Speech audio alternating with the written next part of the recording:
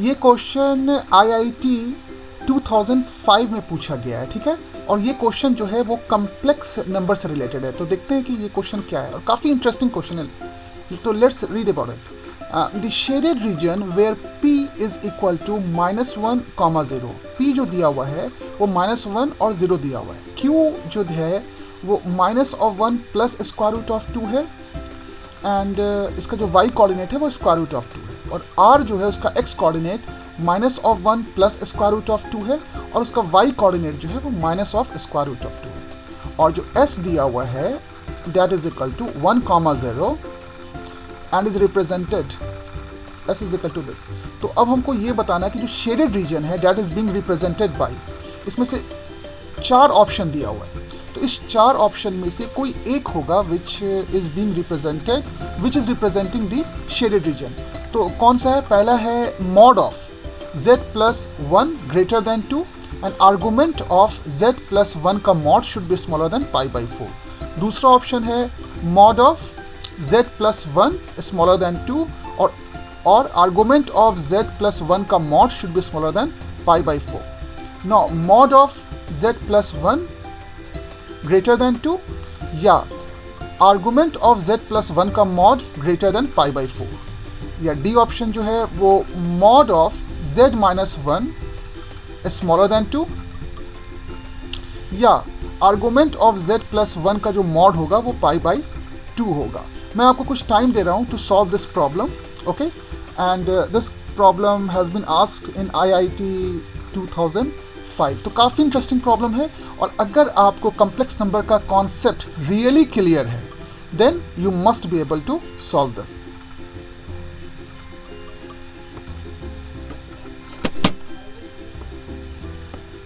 तो आइए इसका सोल्यूशन देखते हैं, ओके। तो पहले हम लोग क्या करेंगे, पॉइंट P जो -1, 0 दिया हुआ है उसको प्लॉट कर लेंगे। Q दिया हुआ है -1 plus square root of 2, square root of 2, इसको प्लॉट कर लेंगे। और मेरा S दिया हुआ है 1, 0, उसको प्लॉट कर लेंगे। और R जो मेरा दिया हुआ है वो -1 plus square root of 2, square root of 2 है। तो ये जो भी पॉइंट क्वेश्चंस में दिया हुआ है वो हम लोग प्लॉट कर लेंगे, ठीक है। अब हम लोग ये ऑब्जर्व करते हैं कि ये जो पॉइंट है R, S और Q, ये एक सर्किल पे लाई करता है, ठीक है, जिसका सेंटर जो है वो P है। अगर इसका सेंटर P है तो what will be its radius? Radius क्या होगा? रेडियस हो जाएगा इसका PQ is equal to PS is equal to PR, क्योंकि रेडियस जो है वो सर्किल का तो कांस्टेंट होता है। अब PQ हम लोग डिस्टेंस फार्मूला से कैलकुलेट करेंगे तो that will come out to be 2, लेकिन उतना हम लोग लेंदी नहीं करेंगे कि PQ और PR को कैलकुलेट करेंगे। हम लोग क्या करेंगे, PS को कैलकुलेट करेंगे। तो ओरिजिन से OP जो है वो -1 है, और OS जो है वो 1 है, तो 1 + 1 2, तो 2 जो हो जाएगा वो मेरा लेंथ हो जाएगा किसका? PS का। तो PS जो हो जाएगा वो मेरा क्या हो जाएगा? वो मेरा रेडियस हो जाएगा, and that will be equal to 2। और अगर किसी को नहीं समझ में आ रहा है तो डिस्टेंस फार्मूला भी वो PQ में लगा सकता है, या PS में भी डिस्टेंस फार्मूला लगा सकता है। तो अगर तुम डिस्टेंस फार्मूला लगाओगे तो 1 माइनस और minus plus of 1 is equal to 2, 2 का square 4, and square root of 4 जो होगा वो 2 होगा। तो रेडियस कितना आ रहा है? 2। तो ये एक सर्किल है जिसका रेडियस 2 है, और सेंटर क्या है? -1 एंड 0, ओके। तो इसका सेंटर जो है वो -1, 0 है। तो हमें तो पता तो चल गया कि ये जो पॉइंट है QSR that is lying on the circle. Very good. तो अब हम लोग वही देखते हैं, PQ is equal to PS is equal to PR is equal to 2, that is the radius of the circle. अब शेडेड पार्ट जो है वो क्या रिप्रेजेंट करता है? ये जो शेडेड पार्ट मेरा दिया हुआ है रेड कलर में, this represent the exterior part of the circle. जो मेरा एक सर्किल है जिसका सेंटर -1, 0 है और जिसका रेडियस 2 है, उसका एक्सटीरियर पार्ट रिप्रेजेंट करता है। तो हम लोग क्या करेंगे, पहले सर्किल का इक्वेशन जो है वो कॉम्प्लेक्स नंबर के फॉर्म में लिख लेंगे, ठीक है। कॉम्प्लेक्स नंबर के फॉर्म में लिख लेंगे, और वहाँ पे हम लोग कहेंगे कि जो रेडियस होगा that will B greater than 2, क्योंकि इसका रेडियस तो 2 हो रहा है। तो हम लोग देखते हैं कैसे इसको सॉल्व करेंगे, ठीक है। तो यहाँ पे हम लोग को पता है, अगर मेरा एक सर्कल दिया हुआ है जिसका सेंटर Z0 है, और कोई भी एक जनरल कॉम्प्लेक्स नंबर Z जो सर्किल पे लाई करता है, तो what will be the equation of this circle having radius R and centre Z0। और ये Z और Z0 क्या है? ये कॉम्प्लेक्स नंबर है, ठीक है। तो हम लोग कहेंगे कि mod of z minus z naught should be equal to r from our complex number problem. ठीक है, हाँ फिर से मैं रिटीरेट कर रहा हूँ कि अगर मेरा एक सर्कल दिया हुआ है जिसका सेंटर z नॉट है, z नॉट क्या है, कम्प्लेक्स नंबर है, और उसका रेडियस r है, और z जो है कोई भी पॉइंट है x plus i times y, कोई भी जनरल पॉइंट है जो इस सर्कल पे लाई करता है, तो what will be the equation of this circle. तो हमें पता है z माइनस जेड नॉट का मॉड क्या रिप्रेजेंट करेगा, that will represent the distance between z and z not, और वो डिस्टेंस किसके बराबर है, वो r के बराबर है। तो यहाँ पे मैंने वही लिख दिया कि mod of z minus z naught is equal to r and that will represent the equation of the circle. अब देखो यहाँ पे जो z नॉट यहाँ पे जो सर्कल का z नॉट है वो क्या होगा, minus of 1 plus I times 0, क्योंकि यहाँ पे जो है मेरा कोऑर्डिनेट जो सेंटर का है z not, that I will convert to complex number, so that will become minus of 1 plus I times 0, and what will be my radius, radius तो 2 है। ठीक है, तो ये सर्कल का रेडियस 2 है और इसका सेंटर जो है वो माइनस ऑफ 1 0 है। तो अब हम लोग क्या लिख सकते हैं, एक्सटीरियर रीजन को कैसे रिप्रेजेंट करेंगे, ये तो सर्कल हो गया। अब एक्सटीरियर रीजन जो हो जाएगा वो हो जाएगा z माइनस जेड नॉट का mod should be greater then r। अब यहाँ पे r जो इस पार्टिकुलर इंस्टांस में या इस पार्टिकुलर केस में r जो है वो 2 है, और z नॉट जो है वो मेरा minus of 1 plus I times 0 है। तो यहाँ पे हम लोग लिख देंगे z minus z not, what is my z not, minus of 1 plus 0 times I का होल मॉड हो जाएगा, and that should be greater than 2। चूंकि हमें ये सर्किल पे रिप्रेजेंट नहीं करना है, अगर सर्किल होगा तो इज इक्वल टू 2 हो जाएगा। ठीक है, इंटीरियर ऑफ द सर्किल होगा तो स्मॉलर देन 2 हो जाएगा, लेकिन ये बाहरी रीजन है सर्किल का तो ग्रेटर देन 2 हो जाएगा। तो फाइनली क्या ये जो शेडेड रीजन है वो किससे रिप्रेजेंट होगा, z प्लस 1 का mod should be greater than 2, so that will represent the shaded reason. अब सिर्फ इससे रिप्रेजेंट नहीं कर सकते हैं, हमें दूसरा एंगल को भी रिप्रेजेंट करना है, चूंकि ये तो पूरे सर्किल को रिप्रेजेंट कर देगा। अगर हम लोग z प्लस 1 का होल मॉड ग्रेटर देन 2 करेंगे तो वो सर्किल का जो भी एक्सटीरियर रीजन है वो पूरे एक्सटीरियर रीजन को रिप्रेजेंट करेगा। ठीक है, सर्किल का जो भी एक्सटीरियर रीजन है, लेकिन पूरा तो एक्सटीरियर रीजन हम लोग को नहीं ना रिप्रेजेंट करना है, हमें कहाँ से रिप्रेजेंट करना है, Q से लेके R तक। तो Q जो हम लोग देखते हैं, अगर एक्स एक्सिस से अगर पी क्यू का हम लोग एंगल देखें तो what that will be equal to pi by 4। कितने लोग पता कर सकते हैं कि एंगल क्यू पी एस जो है वो पाई बाई 4 है। बहुत सिंपल तरीका है इसको फाइंड आउट करने का। ठीक है, तो प्लीज़ फाइंड इट आउट कि कैसे हम लोग फाइंड कर सकते हैं कि क्यू पी एस जो है वो पाई बाई 4 है। तो अब सब लोग बता सकते हैं कि आर्गूमेंट ऑफ z प्लस 1 कितना होना चाहिए, that should be smaller than pi by 4 but greater than minus of pi by 4। ठीक है,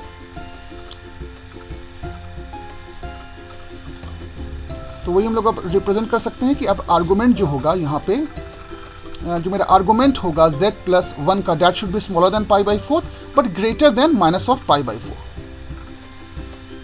तो आर्गूमेंट जो मेरा z प्लस 1 का होगा that should be greater than equal to minus pi by 4 but smaller than equal to greater than equal to minus pi by 4 but smaller than equal to pi by 4 होगा।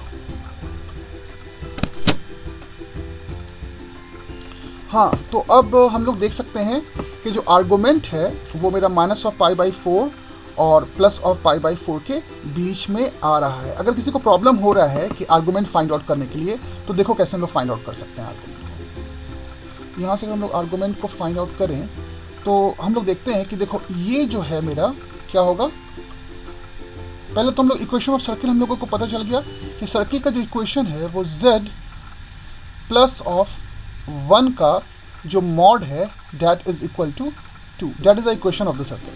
अच्छा, अब जो exterior reason है वो किससे represent होगा, z plus 1 का जो मॉड होगा that should be greater than 2। Greater than 2 का मतलब कि सर्किल के बाहर वाला रीजन, यानी ये वाला रीजन। ठीक है, ये हो गया सर्किल के बाहर वाला रीजन। तो ये जो बाहर वाला रीजन है that is equal to z plus 1 का मॉड ग्रेटर देन 2। क्योंकि 2 तो रेडियस ऑफ द सर्किल है, मुझे पता है कि जो radius of the circle r है दैट इज इक्वल टू 2 है। अब प्रॉब्लम ये है कि हमें आर्गूमेंट फाइंड आउट करना है, what will be my argument.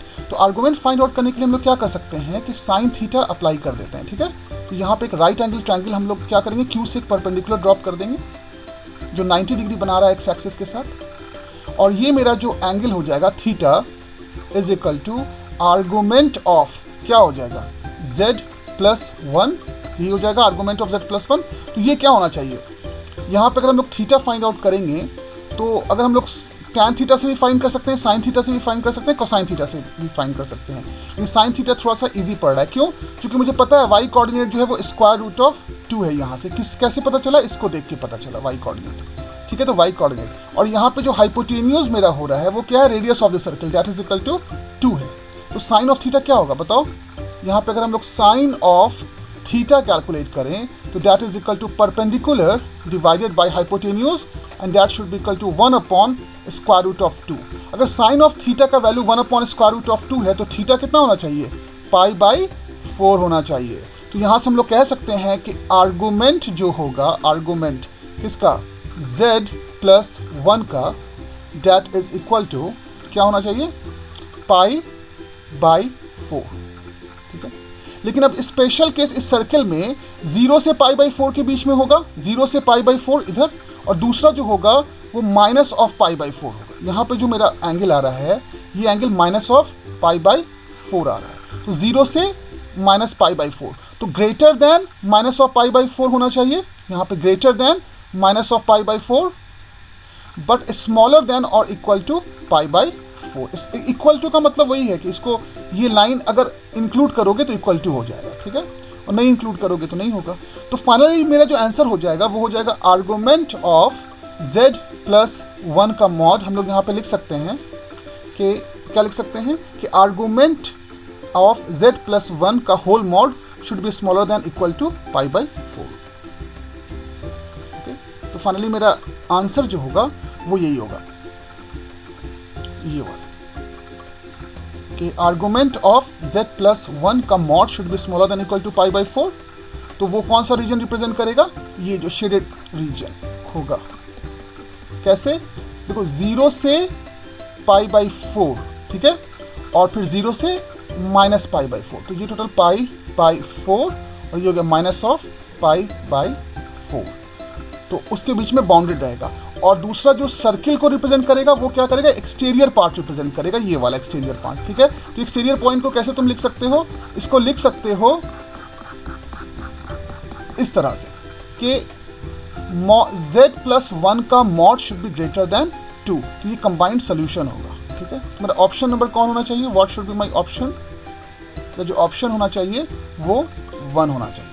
ठीक है, you can join my class, okay?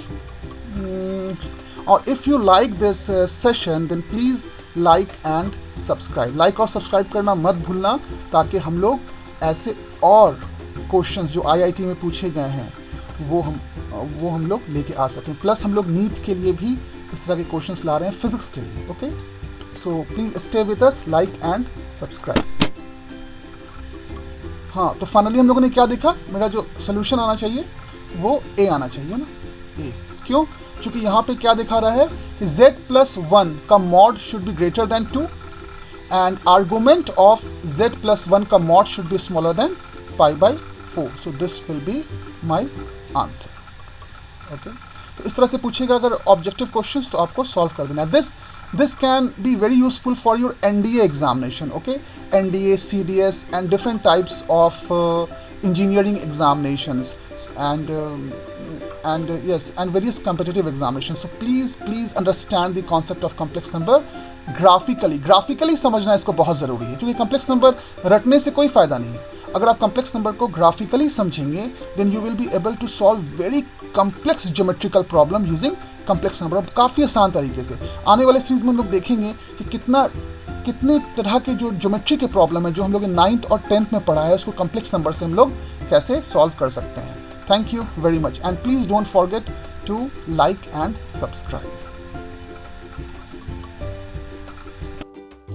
Join my class, my contact number is given and the monthly fees is only rupees 1000. So please like, advance